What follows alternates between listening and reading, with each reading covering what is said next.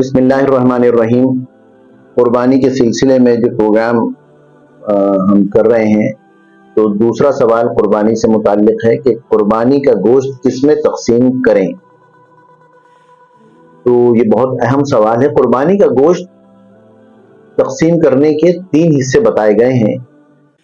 یہ افضل اور بہتر ہے کہ ایک اپنے لیے، ایک نادار لوگوں کے لیے اور ایک رشتہ داروں کے لیے، لیکن یہ نوعیت غائی ہے، یعنی اگر سارا گوشت خود بھی کوئی رکھ لے، ایک بوٹی بھی کسی کو نہ دے تو کوئی حرج نہیں ہے، قربانی کے ثواب میں کوئی کمی نہیں آئے گی۔ ہاں، صلہ رحمی کے اس میں اضافہ ہو جائے گا اگر یہ گوشت تقسیم کر دیں۔ تو اللہ تعالی ہمیں گوشت کو تقسیم کرنے والا اور مساکین میں بانٹنے والا بنائے۔ آمین۔ وآخر دعوانا الحمدللہ رب العالمین۔